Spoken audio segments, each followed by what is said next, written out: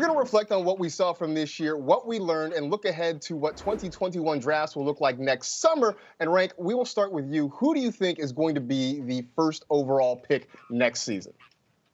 Well, I still believe that we would go back to Christian McCaffrey. As long as Joe Brady is the offensive coordinator for that team, I think we saw a lot of promise from this offense. And of course, Mike Davis came in and filled in admirably, but he's not Christian McCaffrey. And if he's there for a full season, as we would expect him to be, he's going to go back out there and put up exceptional numbers, averaging close to 25 points per game as he's done throughout his career. I would have no hesitation making CMC the number one pick. I would double down on that. I mean, he is one of the few true workhorse backs that there are left in the league. He was on the field for 64% or more of the snaps when he played this season, and one of those was a lower number simply because he got hurt late in that game and had to come out. Averaged nearly 26 touches per game, and we sort of saw, because as you mentioned, Mike Davis kind of fade down the stretch. It sort of highlighted how good Christian McCaffrey was the year before and how durable he had been and how much they were able to use him and have him be productive. All right. There are some dissenting votes, though, Cynthia. You have another running back at the top of your list. Well, I'm looking at Dalvin Cook in this one. Why? Kind of for the same reasons that you talked about. It's all about volume. He had 25.4 touches per game this season. That's the most in the NFL. 17 touchdowns. That's second most among running backs. If you look to see the scheme, the opportunity, if anything, the opportunity could even get better because this O-line could be reinforced in the offseason. So what I'm looking at here is an offense that knows its identity. You know what you're getting, and what you're getting from Dalvin Cook is a lot of work and a lot of production and a lot of red zone stuff to do. I love it. See, Cynthia, this is why we get along so well. It's because we agree. I also think that Dalvin Cook should be the number one pick off boards in 2021. Like you said, this offense knows their identity, right? They have Adam Thielen. They have Justin Jefferson. They have Dalvin Cook as that lead back. If anything, the offseason is going to be even better for the Minnesota Vikings because they can continue to improve that O-line, so then Dalvin Cook can continue to run through defenses and be a top fantasy running back in 2021. I do think there's going to be an interesting conversation around this pick in the offseason. All right, so let's spin our ones conversation to the quarterback position. And first off, who should be the first quarterback off the board and maybe how early that should happen? I will tell you that for me, it's going to be Patrick Mahomes. I mean, he is having his third straight top 7 finish at the fantasy quarterback position. He is still the leader of an offense that is among the most dynamic and highest scoring in the league. He is surrounded with weapons, whether it's Tyreek Hill, Travis Kelce, a slew of wide receivers. I think Clyde Edwards-Helaire will be better next season. Plus, he gives you just enough rushing upside to sort of keep him afloat, because I think that's going to be a big key. We talk about drafting quarterbacks. The issue is you're probably going to have to still spend maybe a third-round pick on him, so that might be a little bit too pricey for a lot of folks who are looking for quarterbacks. All right, well, Marcus, I wish you could see my smile right now because I'm smiling ear to ear because, of course, I agree that Patrick Mahomes should be the number one quarterback taken in 2021. You said he could go in the third round, but if you look at what happened in 2020, he had a second-round ADP, and, of course, he was also the first quarterback selected. This season, career high and most in the NFL in passing yards. The sky is dynamic. We know the weapons are there. Patrick Mahomes is the easiest and obvious answer for the number one quarterback in 2021. Obviously, this show, though, would be boring if we all agreed that it would be the same. So, Adam Rank, who do you think should be the first quarterback taken? Well, I'm going to go with Josh Allen, and I believe that there's going to be a huge groundswell for him throughout the offseason. And one of the big things is the scoring system that most people play under, where if you're in a league that rewards rushing touchdowns for 6 points, passing touchdowns or 4, then you need to have a player like Josh Allen. He has had at least 8 rushing touchdowns in 3 consecutive seasons, and that to me gives him the edge. If you're playing with no bonuses and the rushing touchdowns have the bigger emphasis, it's got to be Josh Allen. I'm totally in agreement with you about this one.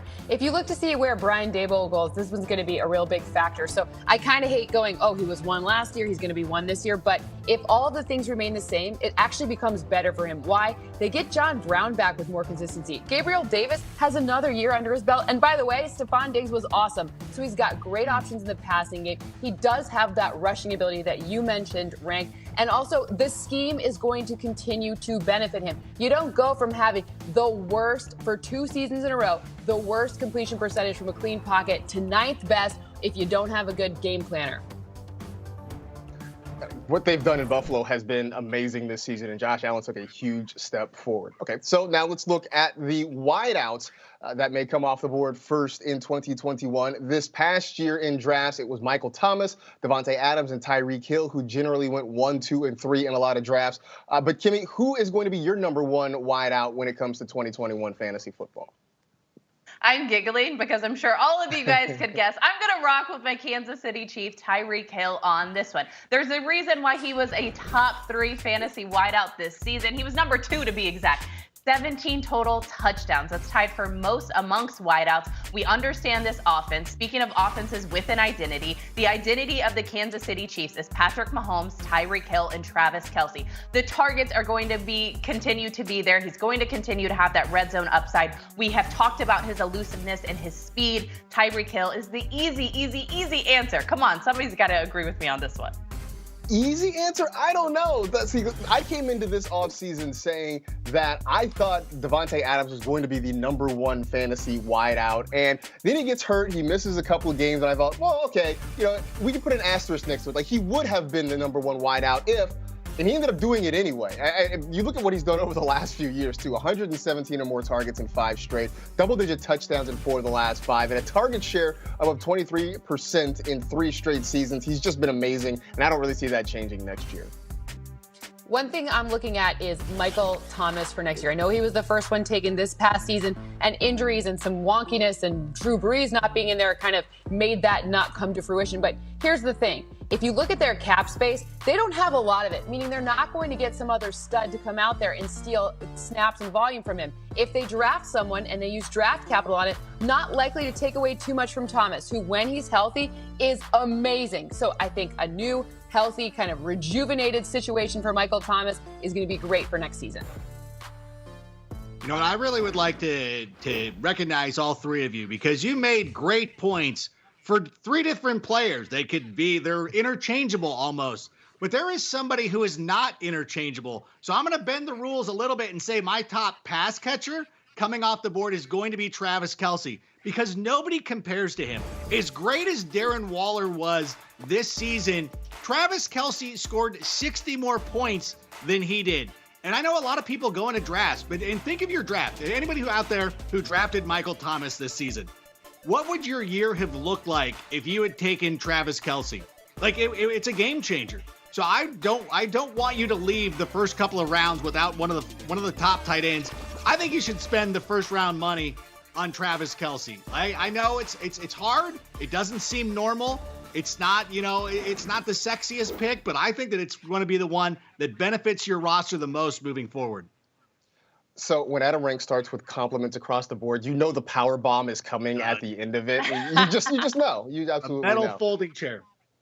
Absolutely. But actually, it's a very wise pick, and I think a lot of folks are going to do it next year. Let's go back to the running backs, though, because between the 4 of us, we all decided that either Christian McCaffrey or Dalvin Cook should be the first running back off the board. So that leads me to wonder, who we think will be the top 5 running backs picked when it comes to drafts next year? So Kimmy, start with you. Who are your top 5 for next season? All right, if we're going to do top 5, top to bottom, I think it's going to be Christian McCaffrey. Number 2, Dalvin Cook. Number 3, a healthy Saquon Barkley. At 4, Derrick Henry, El Tractorcito. And at number 5, this one's a little risky, a little spice, James Robinson, the undrafted free agent who we saw shine.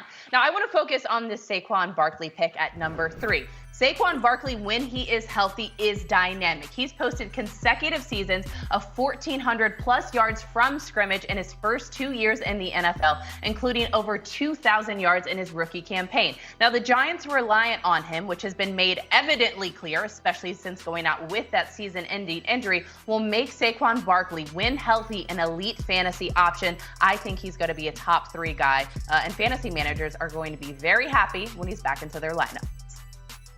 He's on my list too. So when I look at my list, I'm starting with Dalvin Cook. We talked about that. Then CMC, then Alvin Kamara, then Saquon Barkley, and then the forgotten man. Why does Aaron Jones not get the love that he deserves? He is that multi-purpose tool that has really helped this offense really leverage play action the entire season, and he's not going anywhere. So when you look to see his output this year, 4th amongst running backs in fantasy points per game this season, 10-plus touchdowns in 2 straight seasons, top 5 fantasy running back in 2 straight seasons. And we all, and maybe we forgot him, or at least I think when I was first looking at it, I had to go look at my numbers. We don't think about him too much. He's going to sneak right into your top 5 again next season. Well, I said that I was going to start with Christian McCaffrey at the top of my list. In fact, my top 2 this year, or rather next year, look a lot like the top 2 this year. So CMC at 1, Saquon at 2, Dalvin Cook gets the 3rd spot, Derrick Henry at number 4, and at number 5 for me is Alvin Kamara. And for Kamara, for me to fall to number 5 is less about him and more about what the future could be in that Saints offense. Have we seen the last of Drew Brees as New Orleans quarterback? Could it be Taysom Hill? We saw the struggles that Kamara had for fantasy production down the stretch with Taysom Hill at quarterback, taking a lot of those rushing touchdowns. And if that ends up being the case next year, you do have to worry a little bit about AK's production. Of course, maybe we should also check with Drew Brees' kids and see who they're drafting at running back before we decide on any particular order next year. Yeah, that's the most prudent thing that you could do right there. Of course, my list is very chalky as well. The names that you would expect: Christian McCaffrey, Jonathan Taylor, as everybody has on their list, Derrick Henry, Dalvin Cook. What? Oh, I'm sorry. Is Jonathan Taylor, is that jumping out to you a little bit? Does that seem a little unusual? Well, here's the thing.